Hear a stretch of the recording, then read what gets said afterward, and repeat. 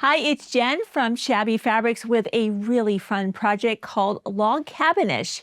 This is a pattern design right here at Shabby Fabrics. It just happened one night when we were working with the Scrap Basket Favorites by Kim Deal. It's an amazing collection, almost a compilation of some of the things she's designed over the years for Henry Glass. Everyone loves Kim's fabrics. Look at these rich, beautiful colors. And we thought about a log cabin, but I wanted to have even more kind of visual surprises. The center of the block, but yet be surrounded by those log cabin-like blocks. So this is certainly not a log cabin, traditional log cabin, but it's kind of like it, which is how we named it Log Cabinish, just for fun. This is the type of quilt that is so fun to make, beginner-friendly, and looks amazing on the back of a couch. And when you're getting ready to have movie night, popcorn, everyone's going to be grabbing for this particular quilt. We have kits available, of course, in limited quantities, and we chose a 108-inch backing also from Kim Deal.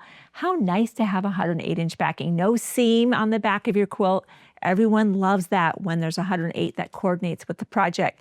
So I'm going to unpack that, give you some options, some pointers, show you what our team did to put together this beautiful quilt. And you can see really the center of this is simply half square triangles. I'll give you a couple options on that. Flying geese units. I'm going to show you a really cool technique for that. Fast flying geese, making 4 at a time with minimal waste and maximum precision and speed. And these are just squares. And we simply assemble that. We do a little bit of strip piecing. So this is what the block looks like. It's nice to kind of pull out just one block, right? And then you can see the way that it's arranged kind of gives this almost waterfall look. Absolutely beginner friendly. So let's just look at our pattern that will of course be included in your kit. You can also just buy the pattern if you wish and use your own fabric. But I think this combination of fabrics is so beautiful that I think kits are a great way to go. I like to get a kit and just start going, start cutting. Speaking of cutting, anytime I'm doing precise piecing, there's kind of a kit. I'm like, okay, I need sizing. I want to spray my fabric. I want to iron my fabric. If it's been a while since I've changed the blade in my rotary cutter, I treat myself to that. Grab my seam guide. Probably going to use the seam ripper, a size 80-12 needle. I change that out, patchwork pins, and of course, great thread. Get that kit together. Then once you have it assembled, everything is ironed out. These are the cuts you're going to be making. You might want to label those as you go along. That's, of course, up to you. The next page of our pattern gives you some options for making a half square triangles. So I want to touch on that because that is the center of our block. That's the very beginning of our block, and we're going to kind of build this out. So we want to start with that. Back in our cutting diagrams, we actually had you cut your fabrics for your pinwheels. You either have this cream with the gold or you have the cream with the teal. Because if you notice, every single block, the centers of each block are either this combination of the orange and the cream, or again, the teal. But the process is the same. Of course, the logs begin where the color begins to come in. We have you cut these fabrics to 5.5 inches. And you might think, why would you have me cut those to 5.5 inches when these half square triangles are so small? What we're doing with that, and we talk about that in our pattern, is if you're going to use a product called Star Singles, which many of our customers have fallen in love with, and this is what we do in our own sewing room, this sets you up for the ability to use this product. And that's why we talk about cutting these and have you cut them to 5.5 inches.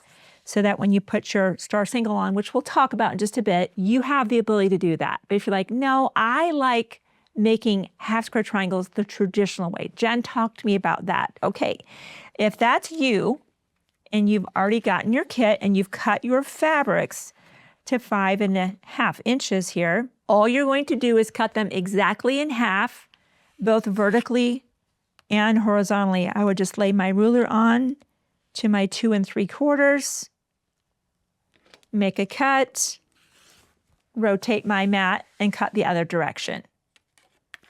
So I know we have been asked this question before of why didn't you just have us cut these to 2 3/4 in the beginning? That's because sometimes people follow that instruction and then decide they want to do the star singles, and now the fabric has been cut too small. So I just wanted to address that, why you might like, I cut that and then I recut that. Why did I do that? And that's why.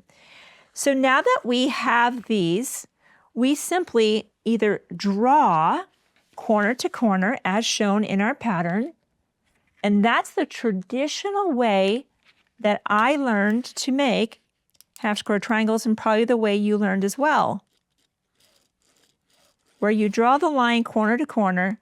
And notice now with the dashed line, we're sewing a 1/4 inch to the left and a 1/4 inch to the right of that.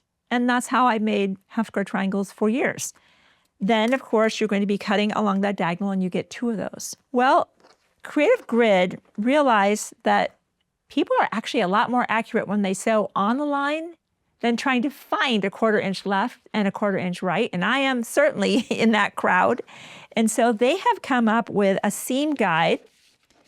And we use this in our sewing room upstairs pretty much all the time when we're doing things like this, where you simply lay the tool corner to corner and you draw on either side. And now you sew directly on the lines, and I'll go ahead and go do that. It doesn't matter whether you choose to draw the line diagonally and you track left or right, or you use the seam guide. We just now need to go sew either the drawn line or track a 1/4 inch away from that diagonal line, as you prefer.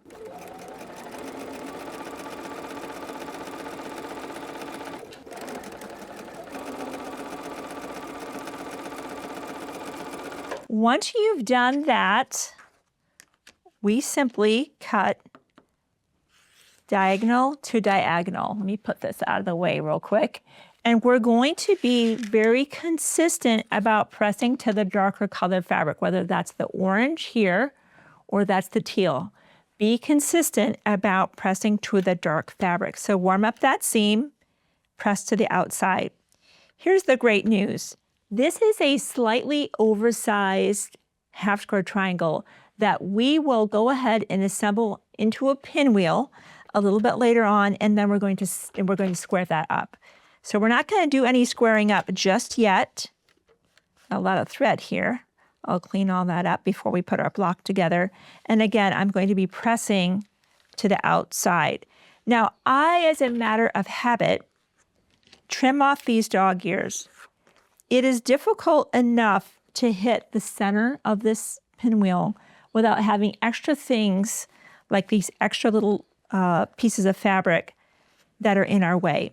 So this is the traditional way to make a half square triangle. 2 fabrics, right side together, draw the diagonal or use the seam guide, sew, cut, press. It yields 2, and you do it again and again. What is this business about star singles, which was why, again, that we had you cut your fabrics to 5.5 inches.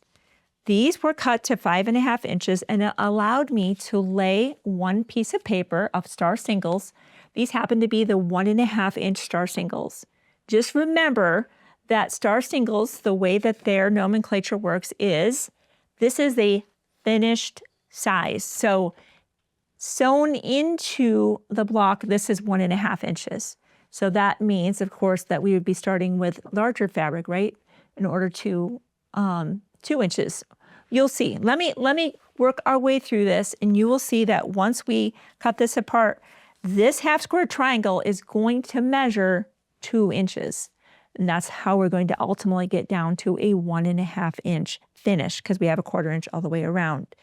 So hopefully you can see this from above, but let me just explain how these work. Very straightforward. Number 1 is you're going to shorten your stitch length. The other thing that we do is on the paper itself, it says cut 5-inch squares of fabric. Well, when we first started using star singles, we would do that. We would follow that exact measurement. And what we noticed is sometimes the fabric was just inside the paper, and we sometimes, if it slipped down, would actually miss it. We've learned to kind of upsize. Notice the 5.5 instruction we put in your pattern, and that's why we did that. We like seeing plenty of fabric around the perimeter, so when we put our paper on top, and pin it into position, we are certain that we have both fabrics are extending beyond that paper. And when we do our sewing and our trimming, we haven't missed it.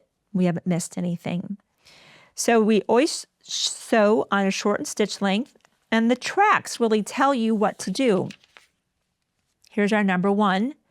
We start, in fact, let me just go to the machine. I'll just kind of demonstrate that. We can see this is our number one. We simply come onto this with a much shortened stitch length, and notice that circle right there. If you have a needle down function, that's what you would certainly want to engage, so that when you stop and pivot, just like this, right? When you stop and you pivot, you're now coming down the next lane. Then you can see how we would come here and we would once again pivot until you come all the way around. To show you that, our track would be 1, 2, 3, and you're just following this whole track around, right? Until number 8, you sew straight off. Very, very intuitive, very straightforward, and many of you have used similar products to this. If it's a dash line, you're sewing on it. If it's a solid line, you're cutting on that. Very consistent, very predictable. A lot of products kind of function like that. We unpin that, and I'm going to cut one of these. Now remember, doing half square triangles the traditional way, this is an oversized half square triangle, and you're making 2 at a time. Using star singles means these are dead on at their exact measurement, and you do not need to make 2 at a time. You're making 8 at a time, which is fantastic. Now cut precisely on the line, because what you see is what you're going to get. So we simply go and begin to cut directly on the lines, and I won't bore you with all the cutting, but I do want to get one of these out of here, and I want to measure that, and you'll see it is exactly where it should be on a measurement level, which I love that. Let me just grab one of these out right on the line.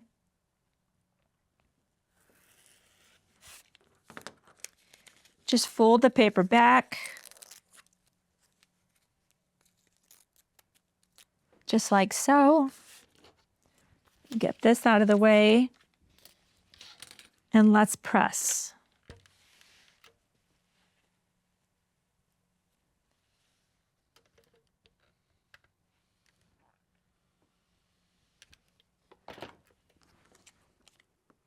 Trim off our dog ears. Let's take this, let's measure this. It is absolutely dead on at 2 inches.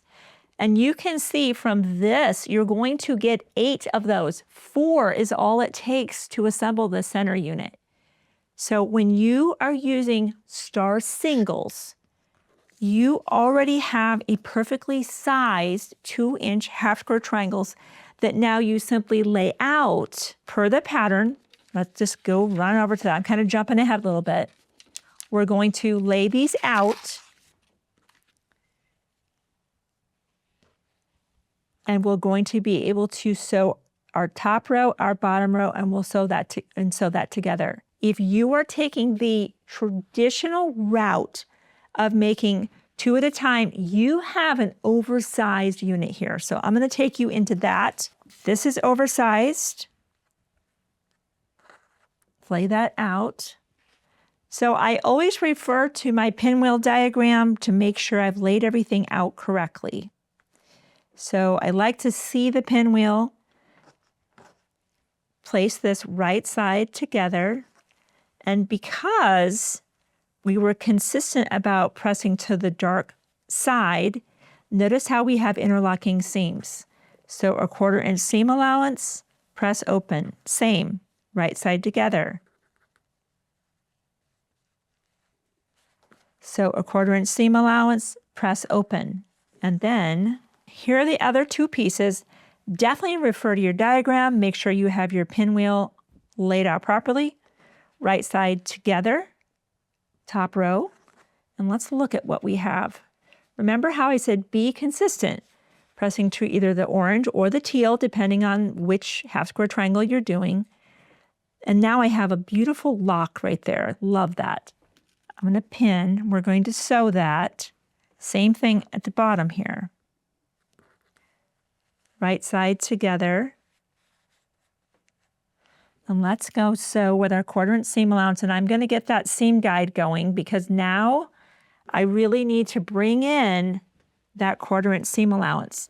And I've learned that my diagonal seam tape, the way I set it up on my machine, and you'll just test this on your own machine, is I lay that just to the right of that ever so slightly. Let me move over just a little bit where I know that sweet spot is. That's going to hold me true so I don't sew chunky.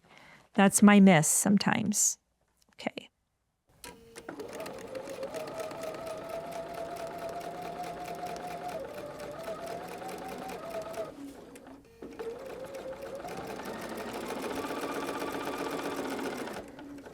Now we want to press open to evenly distribute that bulk.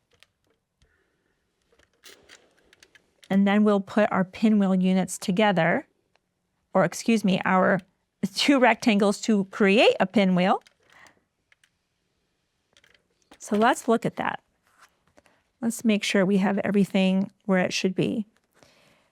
Placing this right side together, this is the most important part of any pinwheel. It's the center. Everyone notices, and they also notice if it's off, especially the more contrast of fabric you have, the more obvious it can be. I like to look above the fabric straight down. I kind of stack it on the table. See how this kind of makes this little thing here? I lay that down, look at it one more time. This is where your patchwork pins are going to come into play, and I'm going to pin that. And I want to keep that pin in the whole time.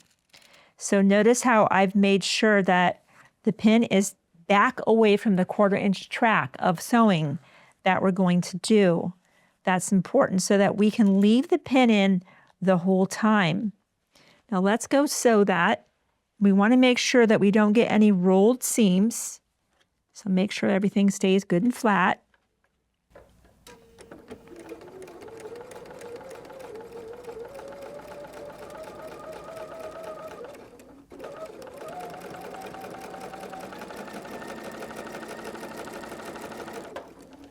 So let's see how we did before we get too press happy. Did we hit our point? And we did. Why did we hit it? Just good practices, good discipline, using some good tools, make good clean cuts. Now we will press this open. Remember that when we're doing a traditional way to make half square triangles, that this is the approach that we'll take. And this is an oversized pinwheel unit, which is a good thing.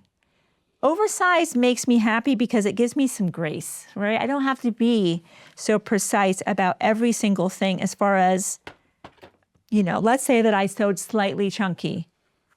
If I was consistent throughout, my points are still going to be there. But now I'm able to take a tool, and we love to use mission-specific rulers. I have a 3.5 inch creative grade ruler here. We're squaring this up to 3.5. If you don't have this, you're just going to measure 1 3/4 from the left and to the right to make your cuts. You're just going to square that up per that pattern. But since we have this tool, I'm absolutely going to be using all of the guidance it provides. Guidance here, and guidance along that diagonal seam. My hardest job right now is just holding that steady while I make a nice clean cut. Obviously, a great thing to use in conjunction with a spinning mat. Not an absolute have to, but does that increase my accuracy? Yes, absolutely. When you have a lot of seams coming together, the ruler's kind of moving around a little bit, there's almost a slight mound, right? There's a lot of seams on the back of that. If you need to readjust the tool just to get it realigned, do it. Look at that. Look at the precision of that. It's so fantastic. I absolutely love that. Remember that if you're going to be using star singles, This squaring up I just did does not happen. You're going to lay out your pinwheel. This is one that was made with star singles. Notice they look pretty similar, right? So there's a lot of reasons to use star singles. You can make 8 at a time. You're not doing this oversizing and squaring up. There's so many reasons to do it, speed and precision being my favorites. But again, if you want to be taking that more traditional approach, that's fine. Just know that there's a few more steps to do. Okay, that's how we're going to be making our pinwheel units. I'm going to clean up just a little bit and we're going to move on to how do we make these flying geese units. In the past, might have been a little inconsistent, and now they're absolutely on the money, and I can't wait to show you why.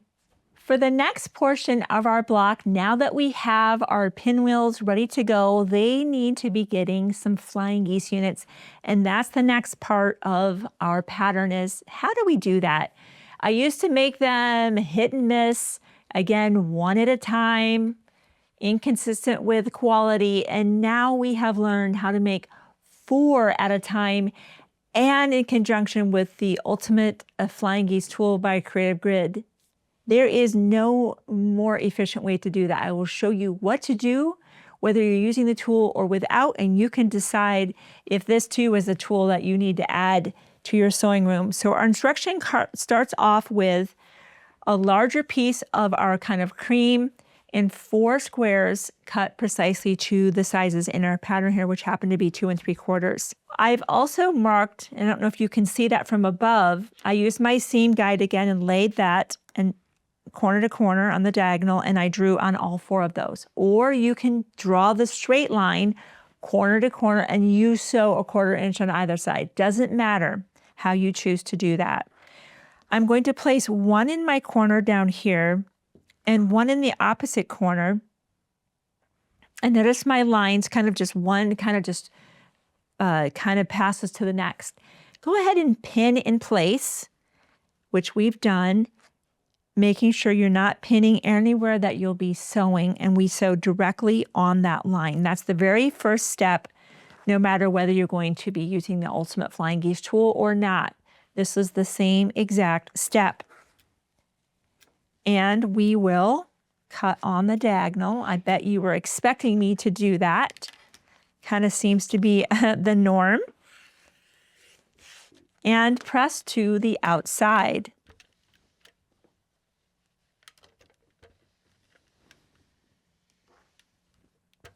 Till you have 2 of these units.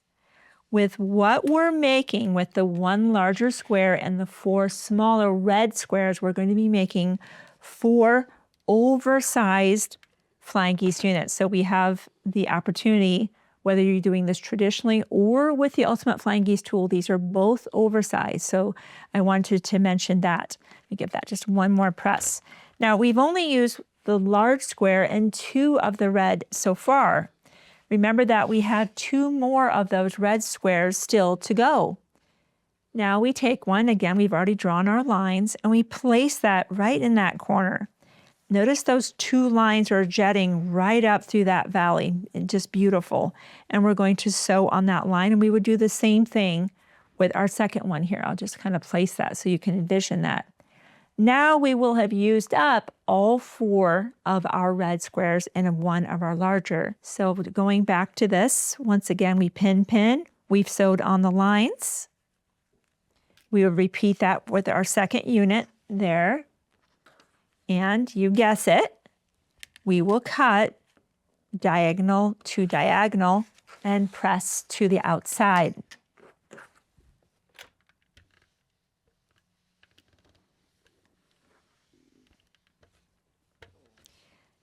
If you are going to not be using the Ultimate Flying Geese and you want to now just trim this up on your own using your rulers, our pattern is going to guide you into trimming that unit up here. Trim each Flying Geese unit up to 2 by 3.5. Sometimes for me, that's a little bit stressful thinking, okay, the 2 is going to be this way, the 3.5 is going to be this way. Okay, 3.5 divided by 2 is 1 3/4. Okay, so I need to lay my ruler on and measure 1 3/4. It's a little bit stressful. I get there because I'm good at math, but I wouldn't say it's a journey I enjoy. Let's just say that. This is where you can take what has been stressful to absolute fun, undeniable precision, and you are going to be so happy and impressed with your flying geese units. You're going to look forward to patterns that have flying geese instead of avoiding those patterns. So notice in our pattern, we talk about if you're going to use the Creative Grid Ultimate Flying Geese tool, you're going to use the lines mark the letter C. So let's go ahead. Let's just jump right over to our tool. Let's talk about our tool. I'm going to flip my paper over so that you can see it. The letter C, we've got markings on here, and I'm going to unpack that. So just stay with me here. Notice on the left side right away, it says ABC all the way to H. This tool makes this many different sizes of flying geese units, everything from a 1/2 by 1, if you love those miniature quilts like Miss Tammy does, all the way up to a 4 by 8. That's a big block, right? That's a big flying geese unit, and all these sizes in between. That's what this tool can do. As you come over, cut 1 is letting you know that big square that we cut that was made from our background fabric, the cream, kind of the black dots. That's the one that we're cutting the larger piece of, and for us, we had cut that to 4 3/4. And then notice how up here it says cut 4. And again, it's saying 2 3/4. And we know that's what our squares were cut to, these. We had 4 of those cut to 2 3/4. And when you have 1 of those plus 4 of those, we're going to equal 4 flying geese units that are oversized. That's our favorite part. So that's the first part of that. But over here on the right side of the top of the ruler, and then as we rotate the ruler around, there are some trim functions, trim 1 and trim 2. Remember the pattern said letter C. Notice the trim 1 has A, B, C, all the way up to H. Well, let's go ahead and bring our unit, our flying geese units oversized, and this right here is going to help us know.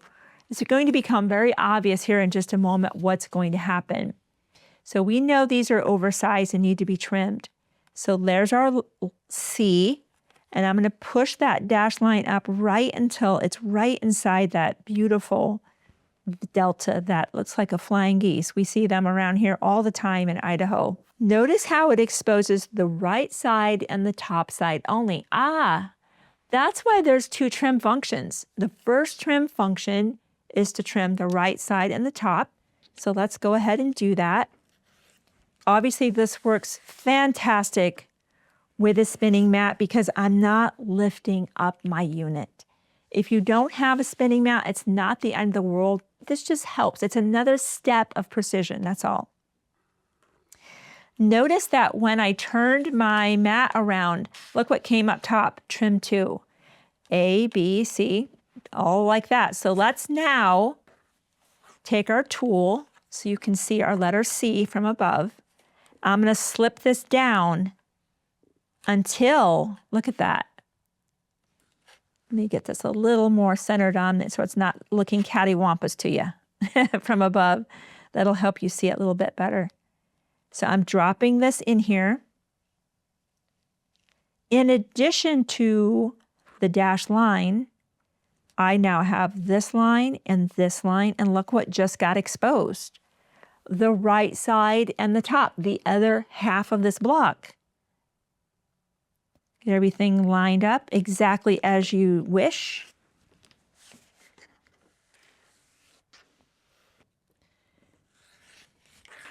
And look at that.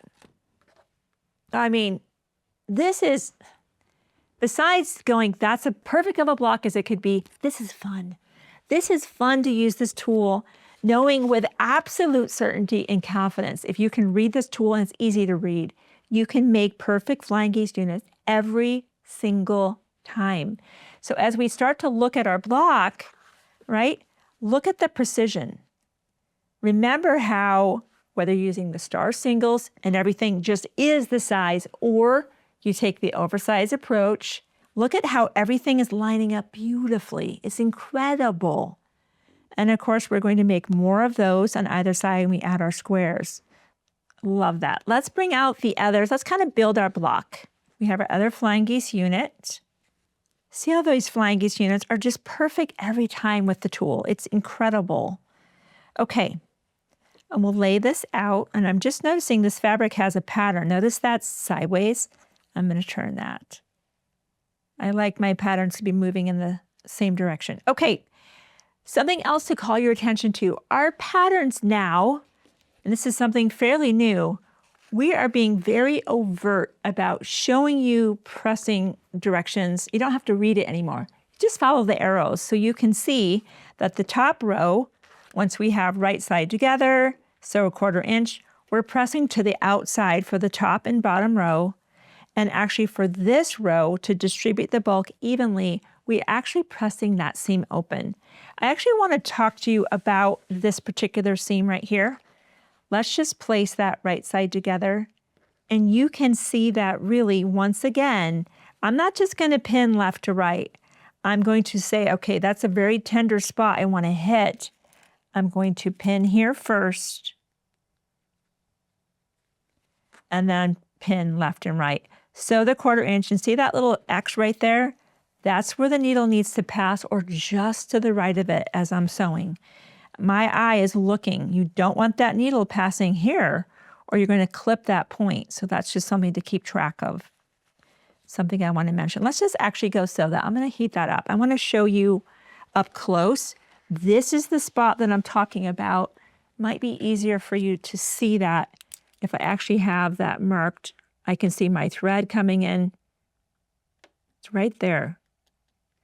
When I sew my seam guide, I'm watching that needle. See, right there. That's how you know you've hit that spot, and that's also why I'm sewing from this side. And I'm just going to show you a close-up of what this looks like by being extra careful. Look how that hits that point perfectly. That's what you get by being very, very intentional about pinning, where to pin first, alignment, etc. So you get the idea, and then we press those seams open. So follow your pressing instructions here for your block. Very straightforward. If you've gotten through your pinwheels, you've made beautiful flying geese, you're just being very careful and pressing per the pattern. Now look how simple this strip piecing is here. I'm just going to kind of roll right into it. And I want to show you that we're not cutting, we're not cutting all of these squares. We work efficiently by having strip piece units like this. And we're going to, of course, be telling you which fabrics are which. So you're cutting your strips, cutting your wider strips, follow those pressing instructions, of course. And then once we have our block, the hardest part is the center part. And it's not necessarily hard. We're just having to be very intentional and very careful. So you can see here that we just came in with different pieces. We're following nothing magic really about the strip piecing. Sometimes you're just cutting the fabric. Sometimes some of the units have the strip piecing on that. So just know some are just plain rectangles, some are strip piece units, and some are just the plain background. So you're just going to want to follow that per the pattern, and you're just going to start building that from the center out. But the main focus here that we really wanted to dial in here was showing you options of how to make half square triangles and why some people really love star singles. And by the way, they're available in a variety of sizes. So maybe beyond this project, maybe you're working on a project that takes 2-inch half square triangles or 2.5. We have that available, and just wanted to introduce you to that product. I also wanted to show you just the amazing effectiveness and precision of the Ultimate Flying Geese. That might be a great tool to add to your, sewing kit when you're ready to do Flying Geese units. And then, of course, how all of the patchwork is kind of happening around the center of that block.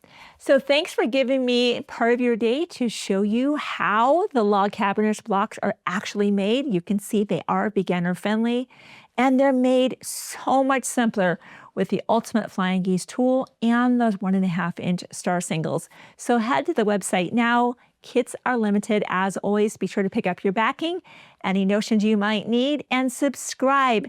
Let your friend know this is the place to find inspiration 24/7, 365. I'll see you soon on another Shabby tutorial.